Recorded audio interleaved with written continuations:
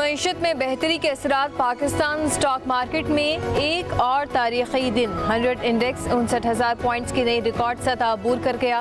कारोबारी हफ्ते के आखिरी रोज 100 इंडेक्स 492 पॉइंट्स इजाफे के बाद 59,328 पॉइंट्स पर ट्रेड हो रहा है।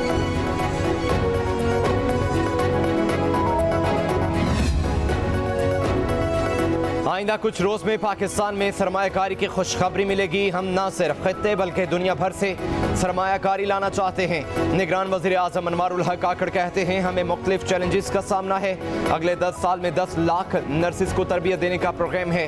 कहा PIA और दीगर इदारों की निजकारी पर काम हो रहा है।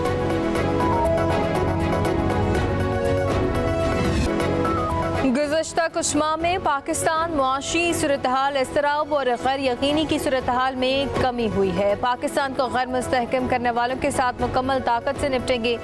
दुश्मन क़ुव्वतों के इशारे पर काम करने वाले तमाम दहशतगर्दों और उनके हिमायतियों के खिलाफ भरपूर कार्रवाई भी होगी।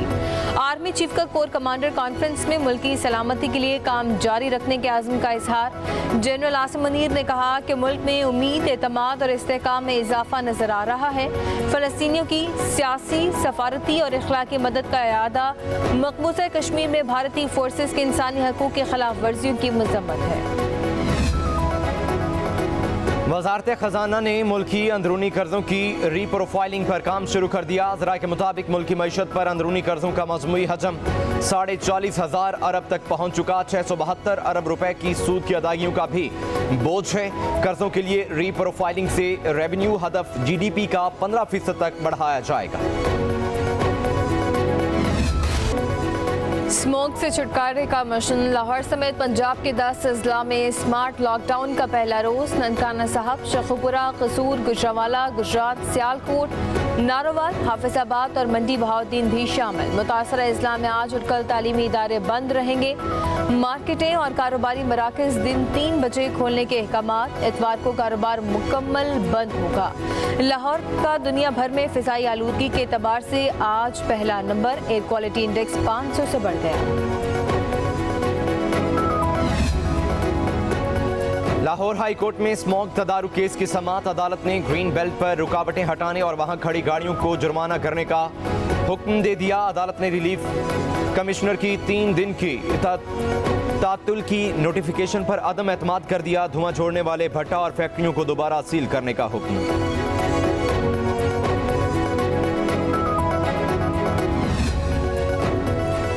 तोशाखाना केस में अपील वापस लेने की चेयरमैन PTI की दरख्वास्त पर फैसला महफूज। इस्लामाबाद हाई कोर्ट आइंदा हफ्ते फैसला सुनाएगी। Chief justice Islamabad high court का तहरीक इंसाफ के वकील बैरिस्टर गोहर से दिलचस्प मुकालमा।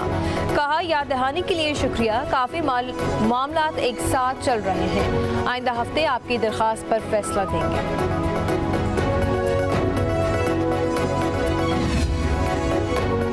190 million pound case. Chairman PTI ने जमानत के लिए हाई कोर्ट के फैसले के खिलाफ सुप्रीम कोर्ट में अपील दायर कर दी। वकील सरदार लतीफ खोसा ने मौक़िफ़ अपनाया कि चेयरमैन तहरीक इंसाफ तोशाखाना केस में गिरफ्तार थे। ट्रायल कोर्ट ने अदम हाजिरी पर जमानत खारिज कर दी। इस्लामाबाद हाई कोर्ट ने भी जमानत खारिज का फैसला बरकरार रखा। इस्तदा की कि हाई कोर्ट का फैसला कल अदम करार देकर जमानत बहाल की जाए।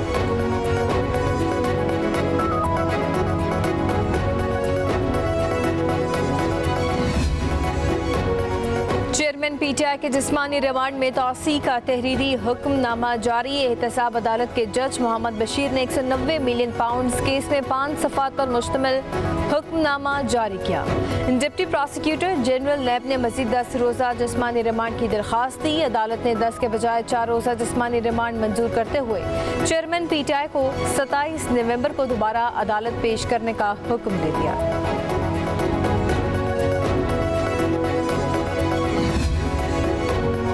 सानिहा 9 मई अटक पुलिस तहकीकात के लिए अडयाला जेल पहुंच गई। जेल ज़राए के मुताबिक पुलिस टीम चेयरमैन PTI और शाह महमूद कुरैशी से तफ्तीश करेगी।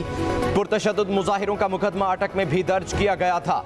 गुजरांवाला, फैसलाबाद और कसूर की पुलिस टीमें भी जेल में तहकीकात कर चुकी हैं।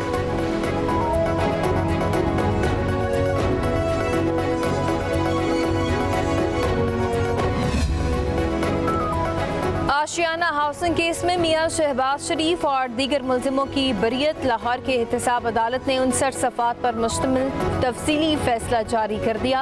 अदालत का कहना है कि शहबाज शरीफ, फहद चीमा और फवाद हसन फवाद समेत दीगर मुलजमान को शवाहिद नाकाफी होने पर बरी किया गया।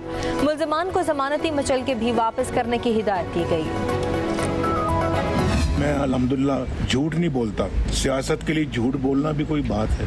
क्या खटेंगे आप सियासत के लिए झूठ बोलेंगे? अवाम को धोखा दें, गलत बातें करें, गलत कमिटमेंट करें, गलत वादे करें, सबस बाग दिखाएं, कौमी सतह पे ये काम करें, आपका अल्लाह माफ नहीं करता। हमारे दौर के बाद जो दौर देखा है, इस तरह का दौर था, वो तबाही फेर दिए। सोचने वालों ने ये नहीं सोचा भाई नवाज शरीफ के खिलाफ कुछ और नहीं मिल रहा, भाई कुछ मिले हैं, नहीं मिला, चलो इसको बेटे से तनख्वाह लेने पे कार्य करो।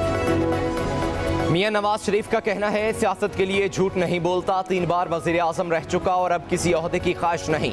चाहता हूं कि आवाम की तकदीर बदल जाए।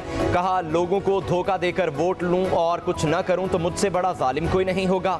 हमारे दौर के बाद आने वाली हुकूमत ने कल्चर तबाह कर दिया। हमने एटमी धमाके किए, बिजली की लोड शेडिंग खत्म की, जो मंसूबे 20-20 साल मुकम्मल नहीं होते थे 1.5 साल में मुकम्मल कर दिए।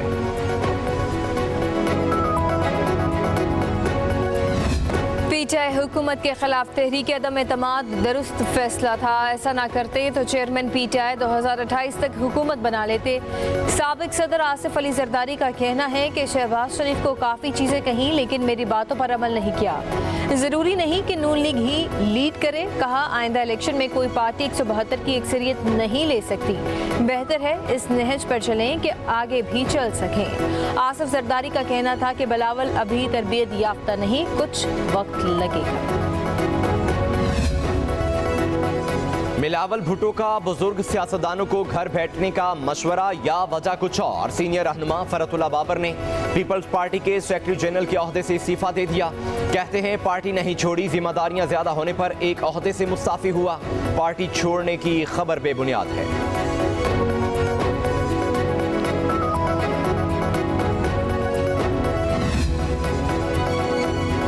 पीपल्स पार्टी शोबा ख़वातीन की सदर फरियाल तालपुर से खैबर पख्तूनख्वा के पार्टी रहनुमाओं की मुलाकात। फैसल करीम कुंटी, मोहम्मद अली बाचा, शुजा खान और ज़ाहिर अली शाह शामिल। रोबीना खालिद, नीलोफर बाबर ने भी मुलाकात की।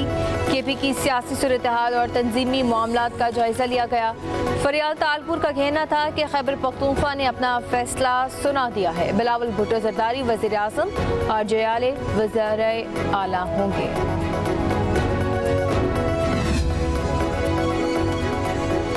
कराची की सियासी हलचल में इजाफा। सिंध में नए सियासी इत्तेहाद में अवामी नेशनल पार्टी को भी शामिल करने का फैसला। मुस्लिम लीग नून, MQM, JUI और फंक्शनल लीग का वफ्द आज मर्दान हाउस में ANP सिंध के सदर शाहिद सैयद से मुलाकात करेगा। सीट एडजस्टमेंट और दीगर मामलात पर बात होगी। इत्तेहाद में शामिल जमातें मुश्तरका प्रेस कॉन्फ्रेंस में लाए अमल का ऐलान करेंगी।